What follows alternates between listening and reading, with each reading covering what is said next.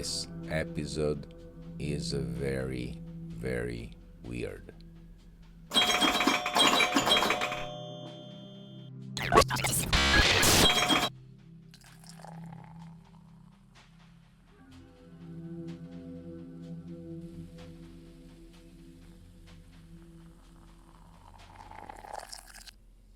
The puts very, very stupid. MaJaMa.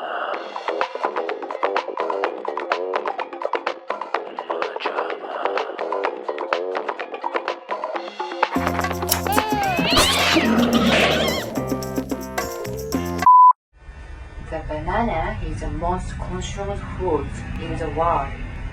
About 30 million tons of bananas are produced each year, and over 70% are consumed by humans. Welcome back, everyone, to MaJaMa Jams, a show where we discuss other people's work to avoid doing our own.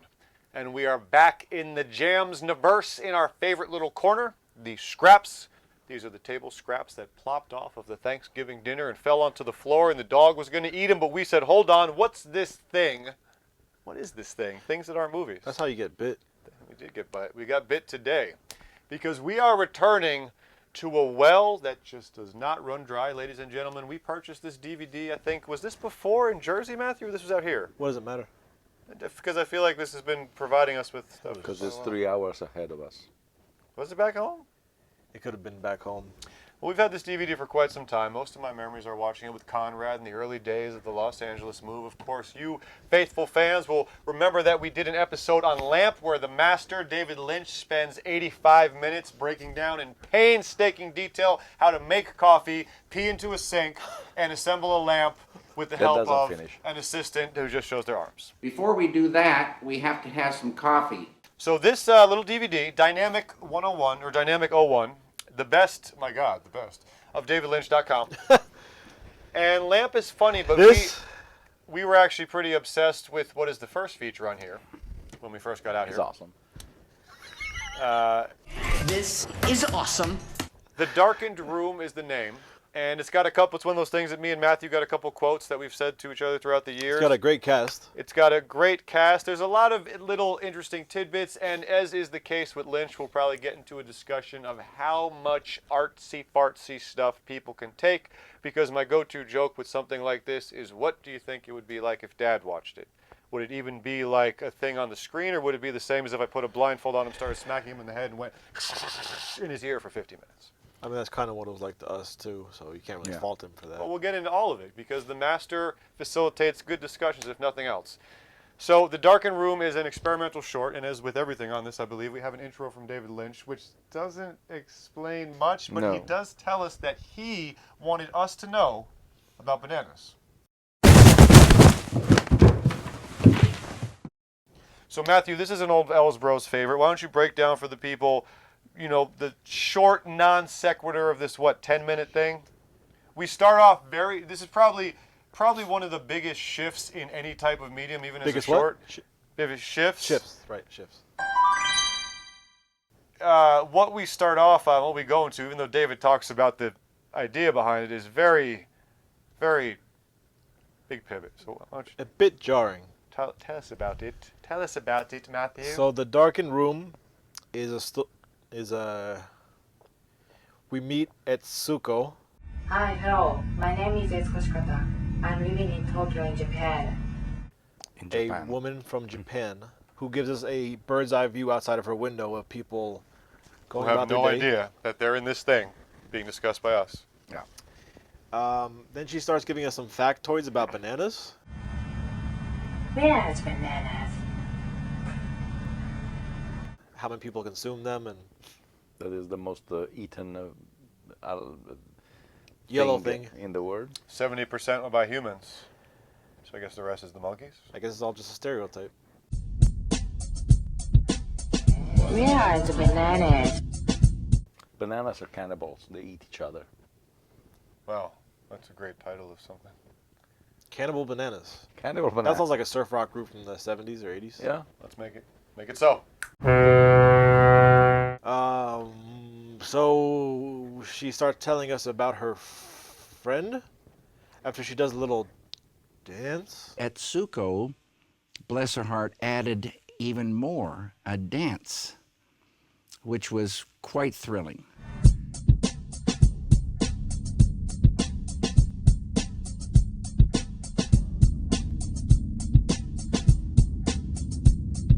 Asking about bananas. Where are the bananas? Yeah. Oh, yeah, she starts asking where the bananas are. Then she tells us about her friend who she can't quite see. Don't look at her. And man, it's 2024. I have a friend. My friend is sitting in Darkened Room. Don't look at her. She said it. And she wants to know if we can see her. Do you see her? And then tells us not to look at her. Maybe there's a problem with her friend. So then we cut to the darkened room where we have... It's not that dark. Darkened. No, darkened. It harkens back to a Vegas room the morning after a night out. No, what I was going to say is that room is painfully every... hung over and you're just trying to black out the sun. That's every late teens, 20-something. We're going over this dude's house. He has the weed. We end up sitting here. I don't know this dude. It Just smells trying like to buy it. patchouli. Yeah. You're smoking up. You're in some dude's couch that looks There's grimy, a but it makes dead you high. Howdy Doody puppet on the floor. Yes. So we meet the blonde girl from Cabin Fever, And who has been crying as her mascara is running down her face. the other girl is also From Cabin Fever. crazy. He's coming towards us. Stop, Blur! Let me stab you! Stop! Jordan Ladd and... That's crazy. Jonah Hill. Jordan Ladd is the blonde, I believe. The other one I don't know, but I've always thought it was interesting that these are our two female leads for Cabin Fever by Eli Roth. Look at me.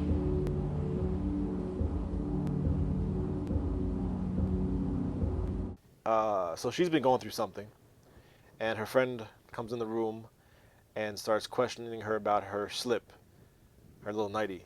She finds a hole in the bottom of the nightie and is accusing the blonde girl of being the one who did it, and then starts kind of accusing her of broad, Being an idiot. esoteric kind of accusations. I Say don't the know. line. Which one? Those watches weren't even working watches. You go ahead and buy one. And you go and buy one. So apparently this girl bought some bad watches. I guess you should have seen from the watches when you first got them that they She didn't definitely wash the weren't watches. working. Yes. This is a street vendor in New York, and she's chastising her? There's some dude slowly dying of a heroin overdose in the background But of the he's hallway. standing up. He's standing up, yeah. So he's still pretty virile. So she starts kind of just picking at her, and then She cries. The lady who got picked on cries. and then it fades to black. Yes. The camera relentlessly Gets up on her pushes face. towards Yeah. her face and then fades to black.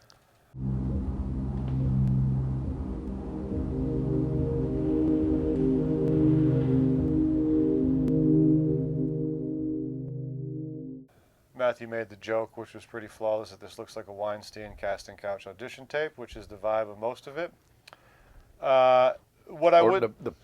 the aftermath. The aftermath after she's crying for a reason, because Okay, baby, you got the part. You can get up and go. I can only imagine... Put yourself together. It wasn't even a movie. No comedic intent. I can only imagine how much semen would burn in the eye. Too bad you're crazy. That's probably why the mascara's running. So, Yeah. to give credit where credit's due, Where? the Who? very first time we watched this, there is a technique of when we cut to the darkened room, like you said, the Howdy Doody puppet is in the foreground, wide shot, so it's like here. We go to that shot twice. When it cuts back the third time, we are now close up on the Howdy Doody puppet and slowly panning. Now, however we may make fun of this in this moment, that very first time I watched it, Mateo, I forget if you were there, Conrad was. No, it was not. The utter terror, Matthew, remember this? The utter terror I felt when it cut to the close-up of the puppet, because I knew then it was going to pan to the close-up. Because, look, we're in the mood. We put on our hats to, like, kind of laugh at Lynch Look, and how come wacky on. he is. Yeah. But he makes effective stuff. So I remember the first time when that close-up of the Howdy Doody started, I was so terrified of what it was going to pan up to. I think I remember Conrad even being Yeah, like, no, that's right? that's exactly what I was gonna Okay. say. I was gonna say it when we were watching it, but I want to save it for discussion. Cover his eyes. The second it's like, don't look at her, don't look at her. She's putting her hand up to the camera. Don't look at her.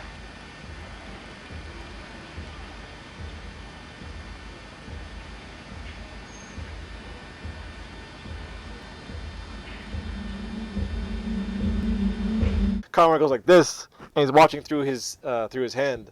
Which So- I think is always the way he would watch scary stuff or horror movies. Remember And telling I me from back in the believe day too. it's probably a coincidence or not, who knows?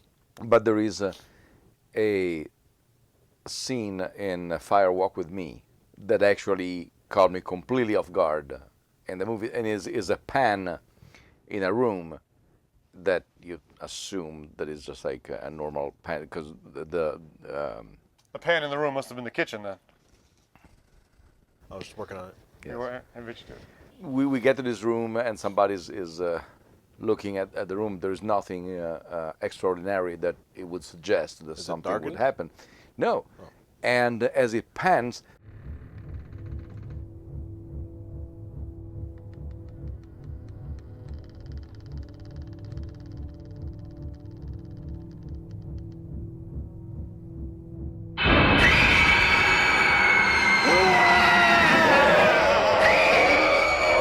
and I remember in the theaters, I saw everybody. We all jolt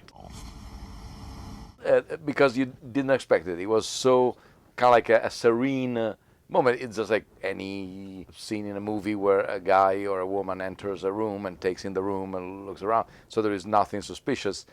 And that close-up arrives, and it was just like terrifying. And it was probably the only emotion I had watching that movie. Before we do that, we have to have some coffee. That's what I'm saying, is that first time I was prepped, I was like, okay, we've seen the Howdy Doody doll far away. We know we're close up, so what the hell is he going to pan to? It's a genuinely frightening moment.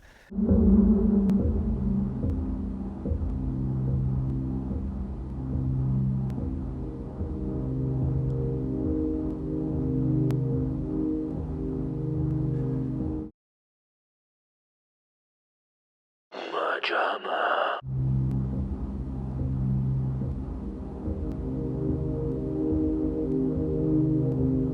Don't leave me alone out here. And we quoted it a lot. I think it had more of a getting sucked into the weird atmosphere of it in the beginning. But, you got watch sucked? it. You watch it in a lit up living room with some friends, and it can take on a different vibe. This is the epitome of your friend is tripping way too hard. You're supposed to be their guide, and you just start messing with them. Like just You're accusing not her helping. of general things where you're not specific, but you're like, okay, I know you're dwelling on something in your head, something you feel guilty about, that you're tearing yourself apart. So I'm just gonna throw out this generic what you say, like, oh, that thing, this little thing that's happening to you, there's no way There's of nothing getting you can out do of about it. it. And if you could, don't you think it's too late already? Yeah. So it's kind of just like, okay, that could apply to a plethora of things that we're all worried about in our day-to-day life that you're probably dwelling on after a bad trip or a come down.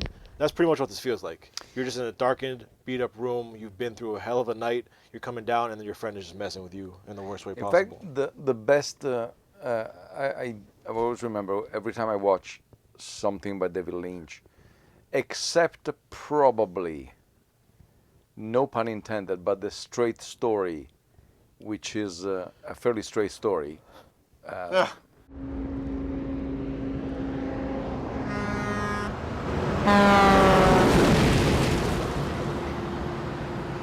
And it's a wonderful movie. And probably The Elephant Man is also kind of, even if it A has little more straightforward. it has a couple of moments of Lynchian moment. So in your mind, what is a David Lynch film? I have no earthly idea. So when people say it's Lynchian, what on earth are they talking about? That's I don't want to know. I just want to fall in love with ideas. That's the most thrilling thing. To catch an idea that you fall in love with, and you know what to do. But it's very, very, very direct, essential. Directing is absolutely beautiful. Oh, Mr. Merrick, you're not an elephant man at all. Mm-hmm. No. You're Romeo. whenever I watch something by David Lynch, I feel at the same time extremely intelligent and extremely stupid because I'm not sure I'm getting what is happening, but I say, okay, I'm watching something that is actually remarkable because it's out of the ordinary, but invariably he always gives me some emotion, some sensation. It's never something blah that you're watching and you get nothing out of that. Yeah. You may probably not pinpoint exactly what is it like for you. It was fear. Yeah. Because genuine. Or anxiety to watch also for about 20 seconds this woman on the couch with no movement whatsoever in this room. You wonder if someone's going to jump out. All Yes, the time, exactly. I mean, your eyes start to scan the whole room, and everything. You're trying to, back of your mind is trying to think, okay, what's with the bananas that they seem so important at the beginning? Where's bananas? That's why. Is there a connection? That's why you just. It seems like that's where I art feel very school, stupid. Art school films, where you're like, all right, does this have content? Or like you said, it does sell an emotion. Yeah. So that's something in itself. But is there content? Well, I think this is interesting because this is Lynch. You know, you put on a film and you can see there's a master at work, even if it's alienating. This, with the early 2000s lo-fi webisodes, we watched the second feature, Boat, which I actually, once it starts going into the night, the shot of the black and white of the water almost reminds me of something out of The Lighthouse. In fact, there is a completely focused on the water, black and white water shot in The Lighthouse. I like David Lynch's. We're going to try to go into the night. We're gonna try to go fast enough to go into the night. I like the imagery, but kind of going back to the chupacabras discussion, it's almost like, dude, if you didn't have the little buzziness to the audio, or if this didn't look like a literal camcorder, not that you can't get away with that under the right choice, but I was like, you might really have me go under this. So this is kind of interesting because I feel like you get a little more of the art studentness by the lo-fi on the internet, like non-cinematic nature. Was this online? It's thebestofdavidlynch.com. Oh. The best. Where's bananas? I think that's the most interesting topic because I feel like I was trying to, in my mind, I'm like, okay, what is the MaJaMa artsy-fartsy totem pole? Because like I said, my go-to joke is you put this on for Dad, he's like, what is wrong with you people? Who made this? This is why I friggin' hate California. Why aren't you What is this working? thing? Why don't you have a job? Why would this exist? So what do you think is the MaJaMa totem pole of artsy-fartsiness? Obviously, I'm at the top. I love to flagellate myself and just go die into that. The thing that's funny about you, Matthew, is you're definitely an artist, but I feel like out of the three of us, you're the most, it's like, God, these fucking stupid hippie douchebags. Why do they get away with this stuff? It's so pointless. Before we do that, we have to have some coffee. And then Matteo, I feel like, is a nice middle ground of if you think sometimes about it, he's he probably like, played this for people and they applauded for it, you know? He got applause well, for he was in this. the room with them. They were afraid. Why is he standing right in front of the door? You're wrong when you think this is all a little bit of a bad dream. So I guess that's my main question because I feel like we have a nice variety in the group where, funnily enough, I think it might be you because Matteo will be like, oh, here's Koniscatsa or like a musical from the 70s. And there's a lot of stuff where you're like, oh, God, dude, no. And then I kind of have my pockets, but I feel like I'm the one that's most like, yes, it's important that stuff like this exists for the art and the weirdness. So I guess my big question is, how much of this did you guys actually enjoy, and how much of it was just 2 minutes of a woman sitting on a couch. I'm saying how much of it Doesn't have a cushion. was an eye roll, The cushion's on the floor. and how much of it was actually something. Because it's easy to I just mean, put I this like on and goof if on I it, had to but pick one out of this entire disc, it's this one. it's this one. Boat wasn't bad. It's just a little lo-fi. I mean, Well, it's- hold on. I know where you stand, I think. I'm interested in your answer, Matteo, because I feel like you occupy a nice middle ground where you're very artistic, but then sometimes, like Matthew, you're like, whoa, it's a little bit of pretentious bullshit. Where do you fall with this particular one? Definitely, yes. It's not for everybody, and I'm not 100% sure is it for me in general. Or anyone. I don't actually know if a human made this or not. Yes.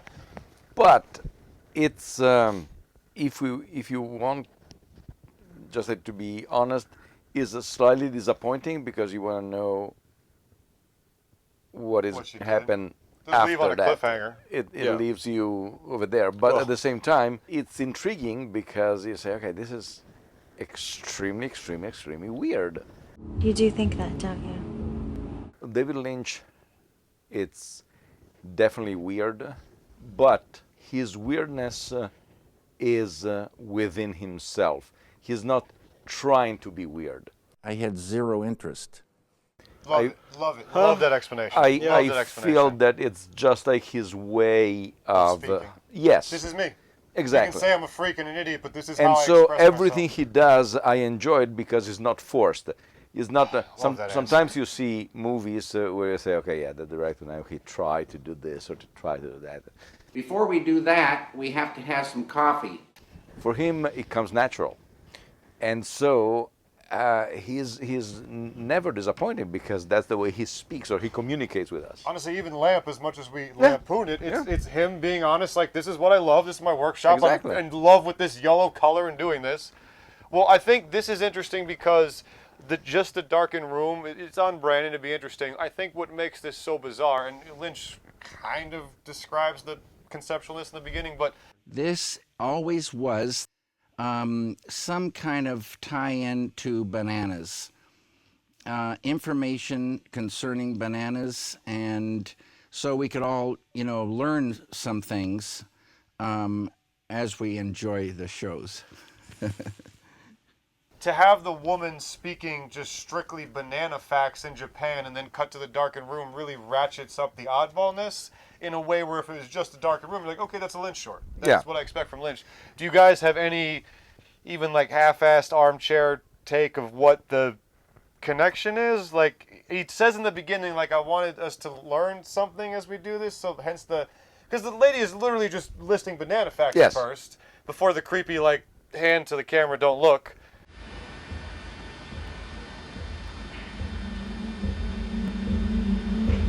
So do you guys have any theory of why?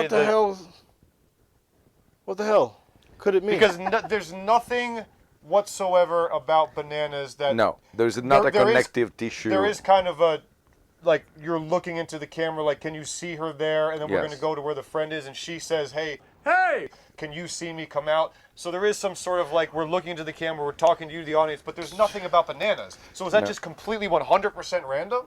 The only thing that it's not, but at least what is that she says 70 or 71% of bananas are eaten by humans.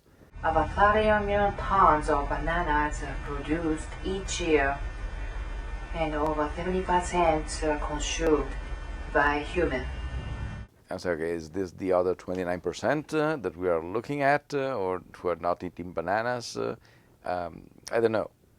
That's interesting. It's the only. They've been put into These are the non-banana eating people. You end up in here in a dark soil couch. It's possible. And I have no idea how it got there.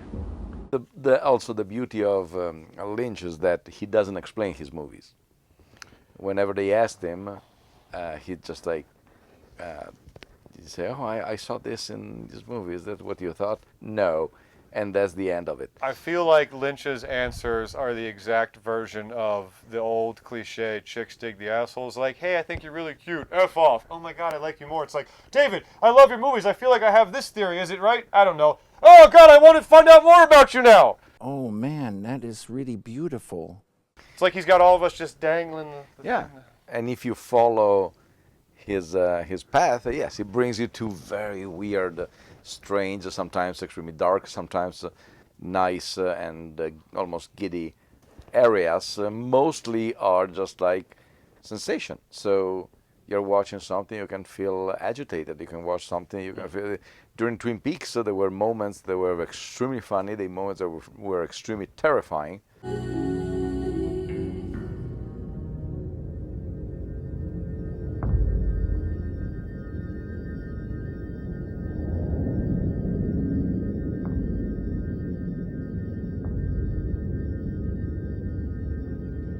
It is happening again. He probably is one of the very few poets with images who are able to put on film or tape his own dreams. Yes. Why, we're from the birds sing a freshly song. And there's always music in the air. MaJaMa. I notice things. I notice every little fucking thing. It's just I like, love all your explanations, dude. That's the perfect way to describe it. because the vast majority, except for Lamp, clearly, although that too, but the vast majority of these shorts, they look like dreams. They have the texture of a Boat dream. is very, very dream. Yes, Boat yes, is yes, pure dream. Absolutely. And Twin Peaks has entire chunks that are like that.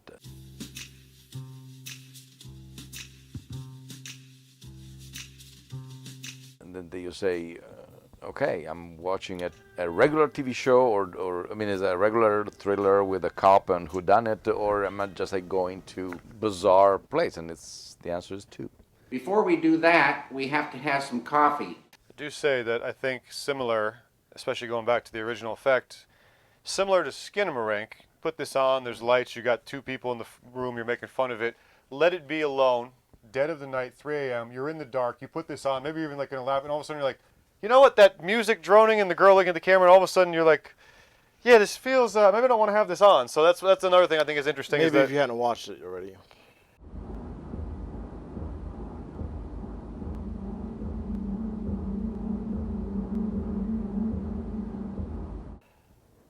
I think even with that, I think if I were to put you alone in a house at 3 in the morning in a completely dark room and tell you to watch this, that a part of you would be like, I don't want this on. And it wouldn't be boredom. I feel like you'd be a little creeped out. Skinamarink, yes, but this... I'm sticking by what I said. So bad you're crazy. What do you think was up with the hole in the slip? Well, that's another thing, too. Like, was Cigarette that, burn. like... Perfect. But there's was, no burn. Yeah, exactly.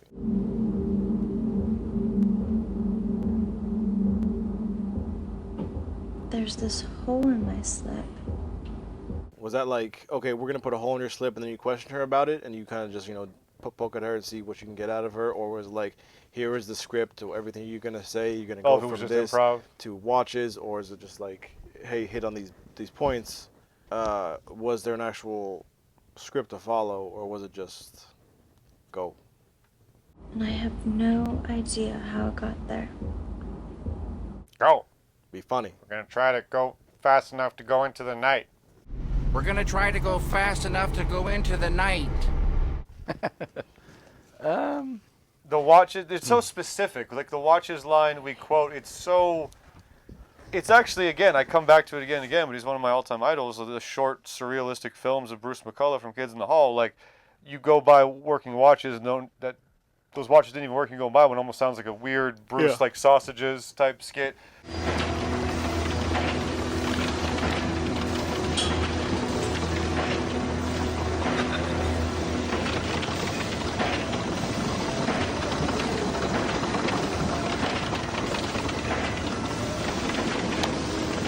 Actually, Lynch and Bruce teaming up would be amazing. But, yeah, it's so specific. Terry Gilliam. Oh, all three of them. My God, dude. Yes, please. Yes, absolutely, please. Yeah, actually, how has that not happened? Before we do that, we have to have some coffee. But, yeah, it's the specificity of the watch and the hole in the slip. And I will say that she says interested in knowing what's happening, and we cut is a nice actual cliffhanger. Like you said, you could say whatever, but you're like, well, go on with it.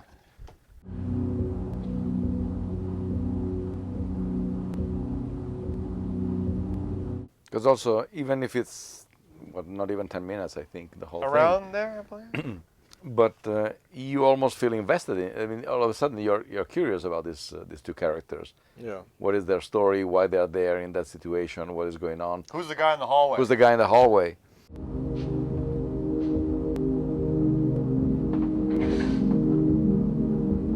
So that's the master at work, because he just like is wonderful. He's a painter with pixels, with digital images. I don't know. You pissed? No, I'm just thinking if... No, this is what's interesting, because you don't give it as much of a No, as a it's pass. just it was more so that if we watched this and we didn't know it was Lynch, would you guys give as much of a care as much about this? I believe Matthew is a genuine artist, but I also believe that in a way that I never will be, he is disgusted by artists in the way that a boring conservative man would be. I'm telling you as a compliment. Thank you. I feel like you are a genuine artist, but I also feel like more than me, you'll be like, the f is this? What is this? No, you're getting away with this. I is mean, stupid. I think something like the dreamscape is an easy scapegoat to be like, oh, it's you're not really supposed to know what it is and this and that. It's kind of confusing. But it's something like Skinamarink, while it's not explicitly said, it's kind of like this is a dream. You are seeing an entire dream play out, and we kind of all have these memories, even now, of these weird nightmares we have, which we can't really make sense of. Woman on the bed, it won't turn around. Yeah. Where this is kind of just like, all right, he put like a doll with a noose around his neck sitting on a couch cushion. There's a dude in the background in the hallway. Like, I don't think that all those things have meaning. And not everything in a set has to have meaning, but it's weird touches like that where I don't think everything was. I don't know if there's an actual story behind all the things she's saying to the other girl. You think he's just pulling it out of his ass? I think he had a conversation. He might have thought it was interesting. There's nothing you can do about this little thing that's happening to you. And once again, there's nothing wrong with that. That can be as interesting of a short as if you actually had a story behind it. I love that because I am interested in one way or the other. Like I said, no matter how you feel about it, where does it come from? Was Lynch just like, it doesn't have a meaning, let's just go with it? Does he have something planned? Like if you asked him, even if he wouldn't answer you, he does know what the watches and the hole in the slip mean? Those watches weren't even working watches. And you go and buy one. As I told you, I'm a very simple-minded, so I don't enjoy experimental music or something like this. And it wouldn't be my first choice to relax in the evening or something. To just like watch like this. 8 p.m. Time for the Darkened Room. Kids, come on in. I like movies that are easy to follow because, once again, my mind is basically just like the one of a walrus or something like that. However, when something like this shows up, that is especially that is brief, which is also this great quality, because a whole movie like this, that's a good you point. would just this is actually the perfect running time for this. Yes. So I'm curious. Is a nice interlude in between regular movies or something? You say, okay, there is this. I mean, it definitely invokes something in me. Yeah. But I think the biggest thing is like the bananas, and tying that into unless you're gonna dissect whatever. You should open the door and there's just a hallway full of bananas. Or like the idea of like, oh, you peel a banana, like the Shrek layer comments the onions have. The onions, an ogre is like an onion, it has layers, you peel it back and there's different layers to it. So the idea of the banana is sealed in a peel and you peel it, something like that. I don't know if you're going to try to make some kind of metaphor for what you see and what a banana is. Possibly. But I don't see any connection, let alone her being in Japan. I'm living in Tokyo in Japan. This being in America somewhere. Well, that's also is that everything is produced by some thought. So I wonder what lad. Hey, you're out there in Japan. What if you just send me a video? I faxed you some facts. Get it about bananas. Just read those into the camera. I got wacky ideas cooking in this old noodle. Hold on, coffee's on. Before we do that, we have to have some coffee. Who is this?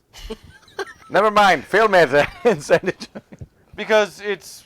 You know what you're saying is it's just a random thing of the street, and it kind of like you told me David Lynch had a thing where he just tells you the weather. So I don't know if he was just like that was part of a series. I think look outside my window. Here in LA, we've got clouds and kind of foggy weather with some blue shining through. 62 degrees Fahrenheit, around 16 Celsius. And all this should burn off later, and we'll have sunshine around 71 degrees Fahrenheit. Have a great day, everyone. But, however, again, and we go back to Skinamarink, a good example. As we often do on this show. He said we would. Chances are that it's easier to remember something like this than to remember the plot of Chupacabra Blood Rain. For instance, well, that didn't have a plot, but of a lot of movies, just like for instance, the movie with Jennifer Lawrence that we saw. Oh, No Hard Feelings. Yes. I have vague recollection. I couldn't tell you the story if you ask me now with a gun to my head or even without a gun to my head.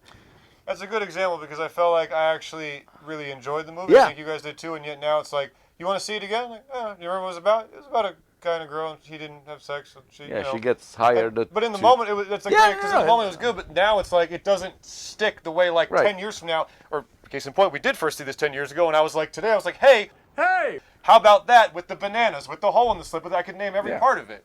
So, I guess this was made around the time of Cabin Fever. There's got to be some connection to the two actresses working together. you know what? Cabin Fever was 2003, Matthew, and I think if I'm correct, 2006. So yeah, somewhat. Also, we should point out that in this day and age of everything being readily available, this weird, actual physical DVD of the best of David Lynch with these oddball shorts, kind of cool little item. If you guys out there are oddballs and like Mr. Lynch, see if this is available. Dynamic:01. I had zero interest. MaJaMa. This is my kitchen sink.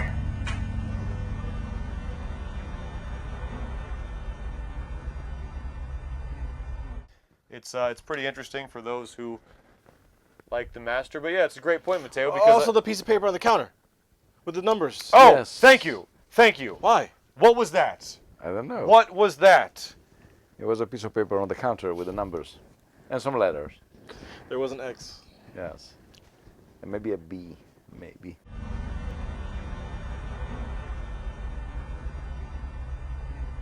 Someone call that number. But maybe it's in Japan. It's long distance. And mostly is that I didn't know, I wouldn't know what to tell. Moshi moshi. Oh, okay. Bananas. Where's bananas? How are those bananas? Are you part of the 70%? And then you should say, in the Lynchian weather, you say, Ole. Yeah, mine should be hello. Hello. Your, I don't know what it is. Oh, I It was is the just same struggling thing. to breathe for a second. Oh, okay. Then it's fine. Well, I like what Mateo just said because I was about to say maybe like 10 years from now, and I was like, no, wait, you did watch this like 10 years ago, and it still stuck with you. So I guess, Matthew, you've been proven wrong. This is a great piece of art. Damn it. You know, you tried to bring the master down. Look at you. You failed again. I would have succeeded if it were for those meddling kids. I would have succeeded, too, if it wasn't for Matthew trying to break down my David Lynch 01 DVD.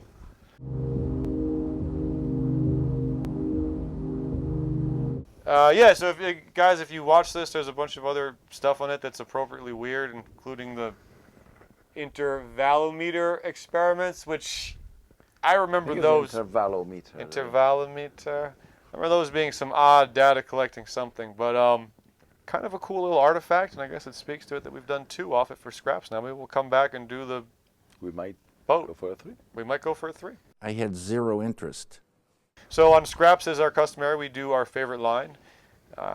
Mine is go-to because I've been quoting it to you forever. That those weren't even working watches, and you go and buy one. Like I say, it's almost like part of a surreal comedy skit. Matthew, would that yours too? Might have to go with that. Those watches weren't even working watches. And you go and buy one. Okay, Mateo. I mean, I probably quote, "Don't look at her." Okay. Or bananas. I say it a lot to myself. Bananas is, where are the bananas? Where are the bananas? Yes. Where are they? But says backwards. Where are the bananas? You know what? Let's play this whole episode backwards. Seems appropriate, right? The whole running time, Mateo, just run it backwards. Probably not, but this should be the first moment that I talk forwards. Hey guys, welcome to the actual language of it. That was an experiment like Mr. Lynch. You've been watching 30 minutes of us speaking in reverse. Maybe if we do one in reverse, one in forward. Oh, we can get 2 episodes out of it. We can get 2 episodes. There you go. We can do the reverse one and the forward one. So you guys look forward to that. Padding. We're getting artistic on here. Done. Ton of padding. And I would like to finish this by saying, don't look at us. Don't. They don't already. Look at us. That's good. That's the best possible answer. Let's end on that. That's hysterical.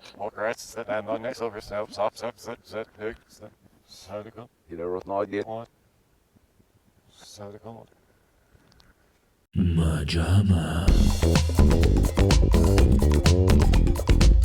MaJaMa. We're gonna eat all your body. We may remove the peel.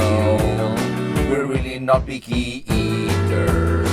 You're gonna be our meal. Breakfast, lunch, and dinner. You're better than Big Macs. Because we love our potassium. Cannibal band.